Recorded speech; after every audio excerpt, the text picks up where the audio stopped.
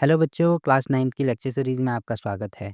आज की इस वीडियो में हम एक नया चैप्टर स्टार्ट करेंगे जिसका नाम है निर्देशांक ज्यामिति। अब इसमें टोटल 2 प्रश्नावली हैं, तो एक-एक करके इन दोनों प्रश्नावली को हम आज ही की वीडियो में कवर करेंगे। अब देखो, इन प्रश्नावली के क्वेश्चन शुरू करने से पहले हमें इसके कॉन्सेप्ट के बारे में जानना होगा। पहले इसके कॉन्सेप्ट को समझेंगे, तब हम इसके क्वेश्चन सॉल्व करेंगे तो सारी चीज़ें बहुत अच्छे से क्लियर हो जाएँगी। तो सबसे पहले बात कर लेते हैं इसके कॉन्सेप्ट की। देखो, सबसे पहले कुछ चीज़ें इसमें आपको याद रखनी होंगी। जैसे पहले यहाँ पे दिया है निर्देशांक तल, या इसको काटतीय तल भी बोला जाता है।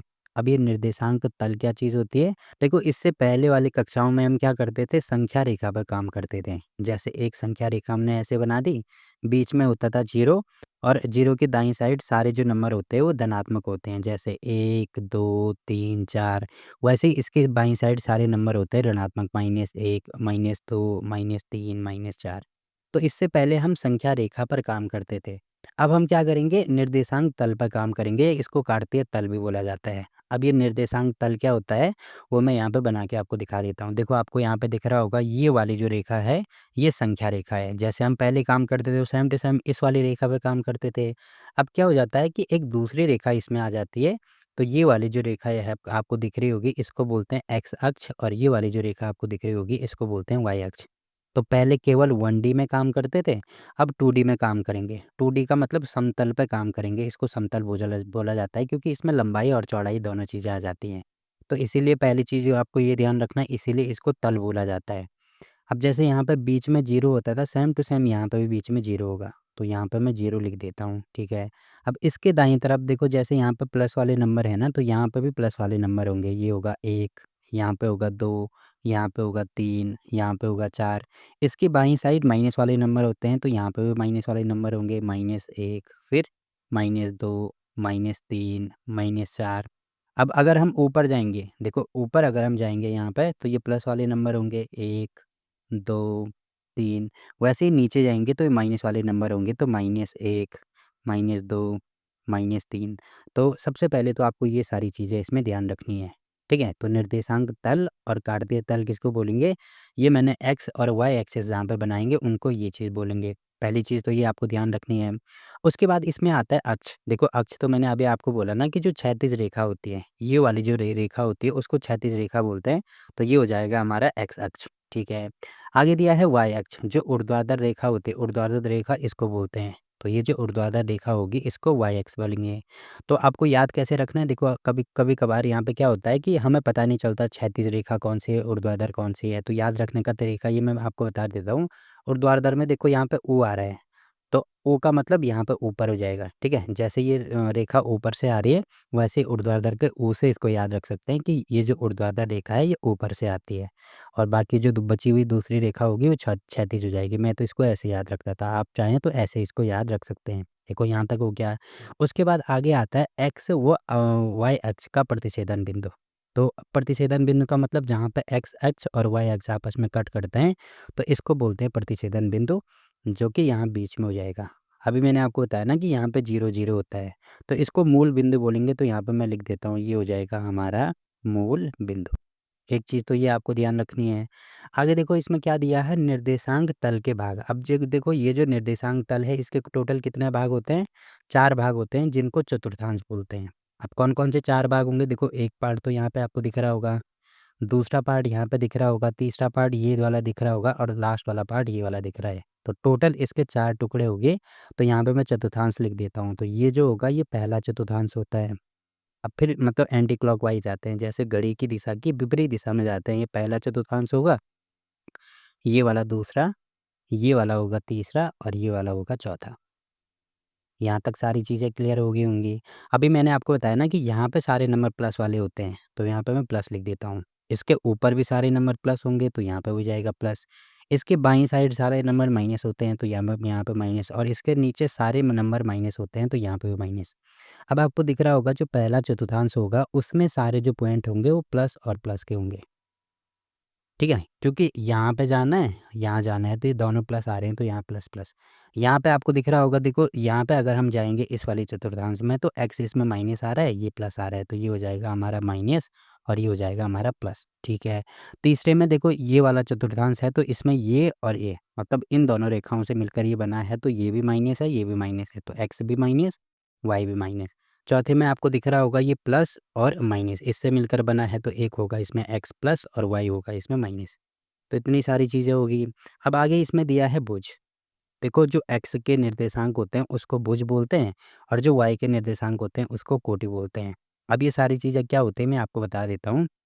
जैसे अगर मुझे यहाँ पे कोई निर्देशांक निकालना है, देखो जैसे नाम ही से पता लग रहा है निर्देशांक का मतलब होता है निर्देश किए गए अंक, ऐसे अंक जिनको निर्देशित किया जाता है।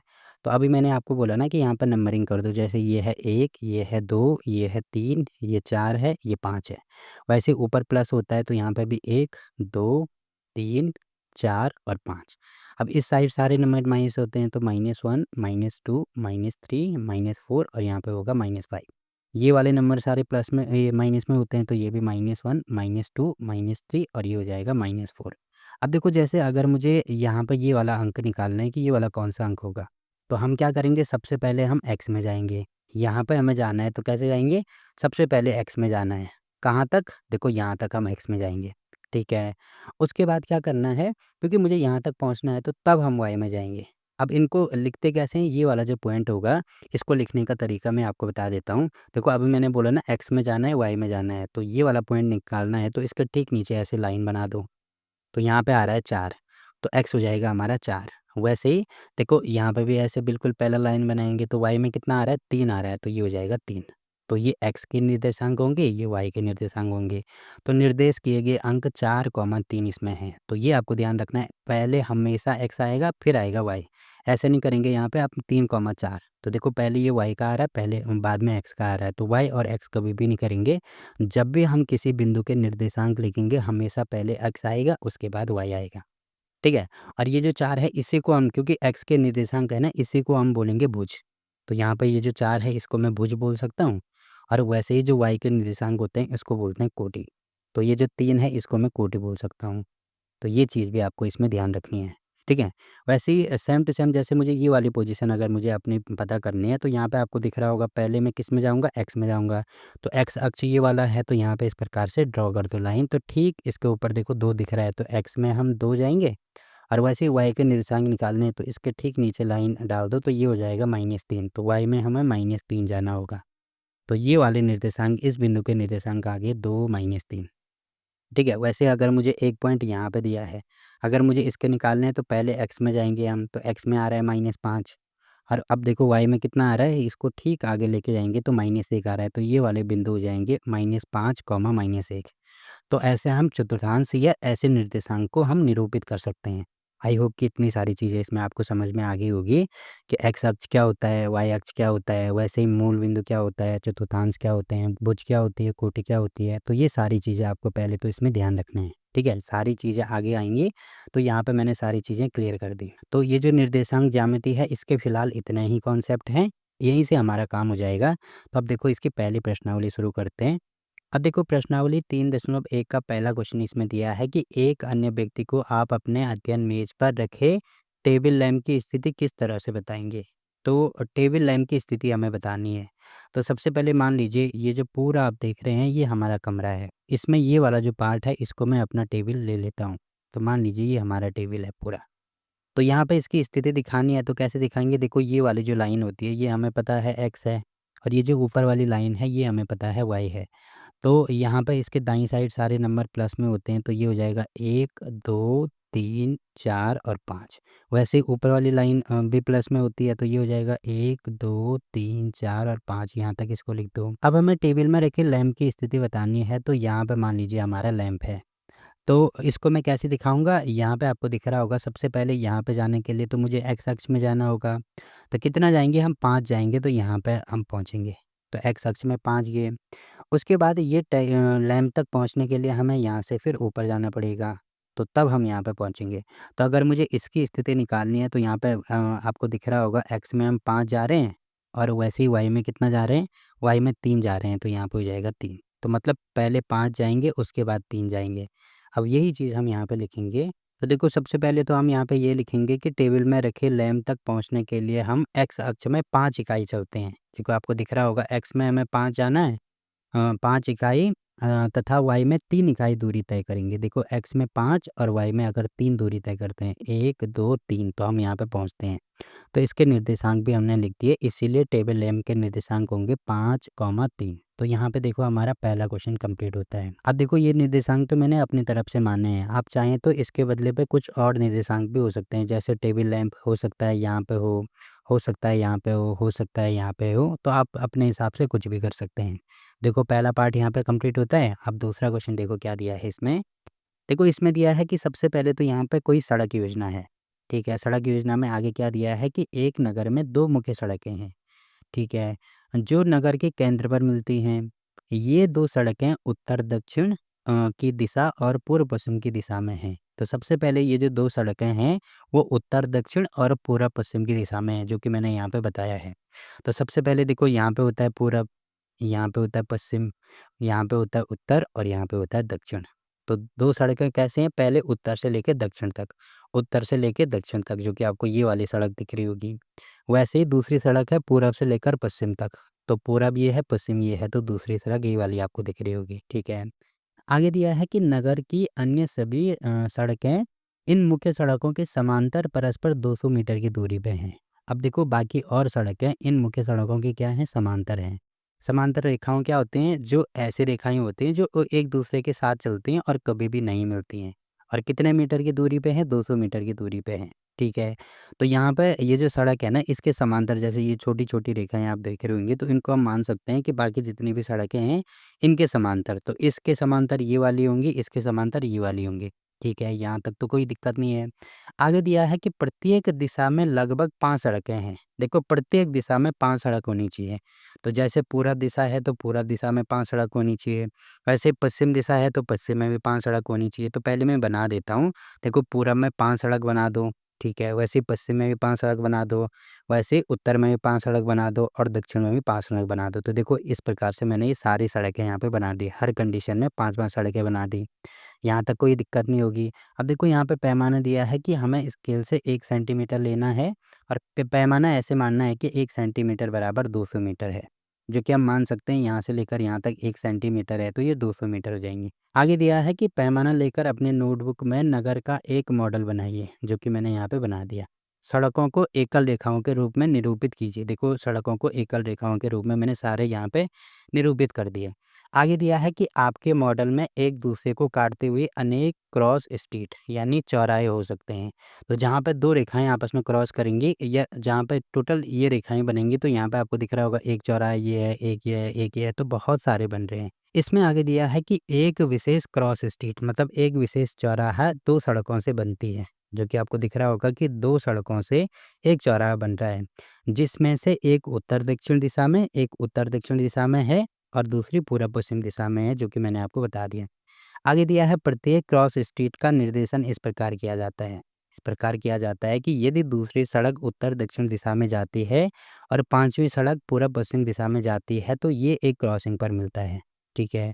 मतलब जो दूसरी सड़क है, अब इनके नाम देना शुरू कर दो। जैसे मैं यहाँ से अगर मैं नेमिंग करता हूँ, तो ये पहली सड़क होगी, ये दूसरी, ये तीसरी, ये चौथी, ये 5वीं, यहाँ पे 6, यहाँ पे 7, यहाँ पे 8, यहाँ पे 9, यहाँ पे 10। वैसे ही यहाँ पे भी नेमिंग कर दो, ये होगा 1, 2, 3, 4, 5, ये होगी 6, 7, 8, 9 और यहाँ पे 10। तो देखो मैंने इनकी नेमिंग कर दी। अब यहाँ पे दी है जो दूसरी सड़क है, देखो दूसरी सड़क कहाँ कौन-सी वाली? उत्तर-दक्षिण वाली। तो ये उत्तर है, ये दक्षिण है। उत्तर-दक्षिण वाली दूसरी सड़क आपको ये वाली दिख रही होगी, ठीक है। उत्तर-दक्षिण की दिशा में जाती मतलब जो सड़क दूसरी सड़क उत्तर-दक्षिण की दिशा में जाती है और 5वीं सड़क पूरब-पश्चिम, देखो पूरब-पश्चिम ये वाला है। पूरब-पश्चिम की हमें 5वीं सड़क लेनी है, तो ये वाली होगी। दिशा में जाती है और ये एक क्रॉसिंग पर मिलते हैं। देखो इसकी दूसरी सड़क, इसकी 5वीं सड़क कहाँ पे मिल रही है? यहाँ पे मैं कलर चेंज कर देता हूँ, पहले हाइलाइट कर देता हूँ मैं इनको। देखो दूसरी सड़क यहाँ से जा रही है पूरी, यहाँ नीचे तक जाएगी और वैसे ही 5वीं सड़क यहाँ से पूरा ऐसे जाएगी। तो देखो कहाँ पे मिल रहे हैं? यहाँ पे मिल रहे हैं। तो ये वाला जो पॉइंट है ये इसमें दिया है, एक क्रॉसिंग पर मिलती हैं, तब इसे हम क्रॉस स्ट्रीट 2,5 कहेंगे। मतलब ये वाला जो पॉइंट है, ये वाला बिंदु आपको दिख रहा होगा, ये क्या हो जाएगा हमारा? यहाँ पे मैं पेन कर देता हूँ। तो ये वाला पॉइंट होगा हमारा 2,5। पहली चीज़ तो ये आपको ध्यान रखनी है, ठीक है? जो कि हमें यहाँ पे दिया है। तो 2 कौन-सा है? जो उत्तर दक्षिण वाली सड़क है वो पहले आएगी और जो पूर्व पश्चिम वाली सड़क है वो बाद में आएगी, ये आपको ध्यान रखना है। आगे इसमें दिया है कि इसी परंपरा से यह ज्ञात कीजिए कि क्या हमें ज्ञात करना है कि कितनी क्रॉस स्ट्रीटों को 4,3 माना जा सकता है। अब मुझे 4,3 निकालना है। तो देखो जो उत्तर दक्षिण वाली सड़क है वो पहले नंबर पे आएगी, जैसे यहाँ पे उत्तर दक्षिण वाली दूसरी सड़क थी तो ये पहले नंबर पे आ रही थी और पूर्व पश्चिम वाली दूसरे नंबर पे। तो यहाँ पे भी सेम टू सेम वही चीज़ होगी। तो देखो ये जो 4 नंबर आपको दिख रहा है ये पहले नंबर पे आएगा। तो देखो मतलब हमें क्या करना है कि जो पहले नंबर पे है वो कौन-सी सड़क है? उत्तर दक्षिण वाली। तो उत्तर दक्षिण वाली ये वाली सड़क है, तो चौथे नंबर पे आपको दिख रही होगी, ये वाली सड़क की बात हो रही है।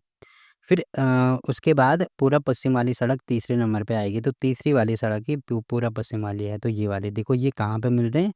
इस वाले बिंदु पे मिल रहे हैं। तो ये वाला जो पॉइंट होगा ये होगा हमारा 4,3।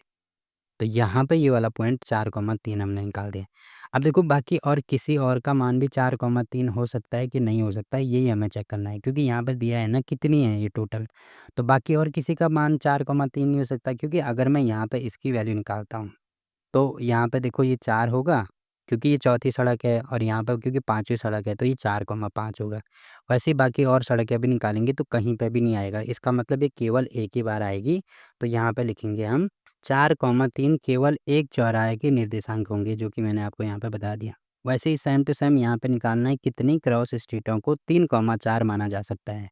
तो इसका मतलब पूरा पश्चिम में हमें जाना है कहाँ पे? पूरा पश्चिम नहीं, पहले उत्तर दक्षिण का होगा, तो उत्तर दक्षिण में हमें तीसरी सड़क देखनी है। तो उत्तर दक्षिण में तीसरी सड़क ये वाली है। फिर पूरा पश्चिम में चौथी सड़क देखनी है, तो पूरा पश्चिम में चौथी सड़क ये वाली है। अब इनको मिलाएँगे तो यहाँ पे ये मिल रहा है, तो ये हो जाएगा हमारा 3,4। तो ये भी केवल एक बार आएगा, तो यहाँ पे भी सेम टू सेम लिखना होगा। जो दूसरा पार्ट है, इसमें लिखेंगे जो 3,4 है वो केवल एक चौराहे के निर्देशांक होंगे। तो बस यही चीज़ हमें करनी थी। मेन चीज़ क्या थी इसमें? ये वाला जो फिगर हमने बनाया इसको बनाना सबसे मेन था, जो कि हमने बना दिया। और इतना बड़ा क्वेश्चन कभी भी एग्ज़ाम में नहीं पूछा जाता है। ये केवल आपको निर्देशांक ज्यामिति समझने के लिए है। तो यहाँ पे देखो दूसरा क्वेश्चन भी कंप्लीट होता है। इसी प्रकार से ये जो प्रश्नावली 3.1 है ये यहाँ पे कंप्लीट होती है। अब स्टार्ट करते हैं प्रश्नावली 3.2। देखो इसमें दिया है कि निम्नलिखित प्रश्नों में से प्रत्येक प्रश्न का उत्तर दीजिए। जैसे पहला पार्ट इसमें दिया है कि कार्तीय तल में किसी बिंदु की स्थिति निर्धारित करने वाली क्षैतिज और ऊर्ध्वाधर रेखाओं के क्या नाम है? तो सबसे पहले जो क्षैतिज रेखा होती है उसको मैंने आपको बोला था क्या होता है? ये वाली जो रेखा होती है ये होगी क्षैतिज, जिसको कि हम एक्स अक्ष बोल सकते हैं। ठीक है, तो क्षैतिज रेखा का नाम तो हो गया एक्स अक्ष। वैसे ही जो ऊर्ध्वाधर रेखा होती है उसको बोलेंगे वाई अक्ष। अब याद रखने का तरीका भी मैंने आपको बताया था कि क्योंकि यहाँ पे ओ आ रहा है, तो ऐसी रेखा जो ऊपर से आती है, ओ का मतलब ऊपर से आएगी, तो ये वाई एक्स जो ऊपर से आती है। अब बाकी जो क्षैतिज रेखा ये इस प्रकार से लेटी हुई रेखा होती है। पहला पार्ट यहाँ पे कंप्लीट होता है। वैसे ही दूसरे पार्ट में ये दिया है कि इन 2 रेखाओं से बने तल, देखो इन 2 रेखाओं से कितने तल बन रहे हैं? टोटल ये वाला जो आपको दिख रहा होगा ये तल होता है। तो इसमें 4 पार्ट बन रहे हैं, जैसे पहला पार्ट ये है, दूसरा पार्ट ये है, तीसरा ये है और चौथा ये है। इनके नाम मैंने आपको बताए थे, क्या होता है? चतुर्थांश होता है, तो यहाँ पे लिखेंगे हम चतुर्थांश। ठीक है? तो इनके प्रत्येक भाग का नाम बताना है, तो पहला चतुर्थांश ये हो गया, दूसरा, तीसरा चतुर्थांश, चौथा चतुर्थांश, तो आप 4 चतुर्थांश लिख सकते हैं। ठीक है? अब तीसरा पार्ट यहाँ पे दिया है कि उस बिंदु का नाम बताइए जहाँ ये 2 रेखाएँ प्रतिच्छेदित करती हैं। तो पहली रेखा ये वाली है, दूसरी रेखा ये वाली है। तो कहाँ पे एक दूसरे को प्रतिच्छेदित कर रहे हैं? बीच में, जो कि होता है 0,0। तो इसको क्या बोलते हैं? ये भी मैंने आपको बताया था, ये होता है हमारा मूल बिंदु। तो यहाँ पे ये इसका उत्तर हो गया। तो देखो पहला क्वेश्चन यहाँ पे कंप्लीट होता है। वैसे दूसरा क्वेश्चन देखो इसमें क्या दिया है? इसमें दिया है आकृति 3.14। 3.14 मतलब ये वाली आकृति आपको दिख रही होगी। देखकर निम्नलिखित को लिखिए, ये हमें लिखने हैं। तो सबसे पहला यहाँ पे दिया है बी के निर्देशांक। निर्देशांक का मतलब निर्देश किए गए अंक। तो बी कहाँ पे है? आपको दिख रहा होगा, देखो बी यहाँ पे है। अब इसके निर्देशांक कैसे देखते हैं? सबसे पहले एक्स में हमें देखना होगा, तो एक्स में ठीक नीचे जाएँगे तो ये हो जाएगा -5। तो बी के निर्देशांक देखो यहाँ पे -5 और वाई में कितना जा रहे हैं? ठीक सामने यहाँ पे आपको दिख रहा होगा 2 है, तो ये हो जाएगा -2,5। तो हमेशा ही पहले एक्स लेते हैं उसके बाद वाई लेंगे, तो यहाँ पे हमारा उत्तर आ जाएगा -5,2। ठीक है? तो ये हमारा पहले का उत्तर आ गया। वैसे ही दूसरी कंडीशन में सी के निर्देशांक निकालने हैं, तो देखो सी कहाँ पे है? सी मुझे यहाँ पे दिख रहा है, तो पहले देखो एक्स अक्ष में जाएँगे तो एक्स अक्ष में ठीक ऊपर जाएँगे तो यहाँ पे आपको दिख रहा होगा 5, तो सी के निर्देशांक हो जाएँगे 5, अब वाई में जाएँगे तो यहाँ पे दिख रहा है -5, तो एक्स में 5, वाई में -5, तो सी के निर्देशांक होंगे 5, -5, ठीक है। आगे दिया गया है कि निर्देशांक -3, -5 द्वारा पहचाना गया बिंदु। देखो एक्स में -3 जाना है, तो एक्स में -3 जाएँगे तो यहाँ पे आएँगे। उसके बाद वाई में -5 जाना है, तो वाई में ठीक -5 जाएँगे तो कहाँ पे आ रहे हैं? यहाँ पे आ रहे हैं। ये वाला पॉइंट देखो पहले एक्स में -3 जाना है, उसके बाद वाई में -5 आना है, तो ये वाला जो बिंदु है वो हो जाएगा हमारा एक्स में -3 और वाई में -5 जो कि कितना है? ई है, तो यहाँ पे बिंदु कौन-सा हो जाएगा हमारा? ई हो जाएगा, ठीक है। चौथा पार्ट इसमें दिया है कि निर्देशांक 2, -4 द्वारा पहचाना गया बिंदु। तो पहले एक्स में 2 जाना है, तो एक्स में 2 गए तो यहाँ पे पहुँचे हम। उसके बाद वाई में -4 जाना है, तो वाई में माइनस के लिए नीचे का यूज़ करेंगे तो ठीक यहाँ पे पहुँचेंगे, तो ये वाला पॉइंट हो जाएगा 2, -4। अब बिंदु कौन-सा है? जी है, तो यहाँ पे लिख देंगे जी। ठीक है, आगे दिया है डी का भुज। भुज का मतलब जो एक्स के निर्देशांक होते हैं, उसको भुज बोलते हैं। तो ये हो जाएँगे निर्देशांक किसके? एक्स के निर्देशांक।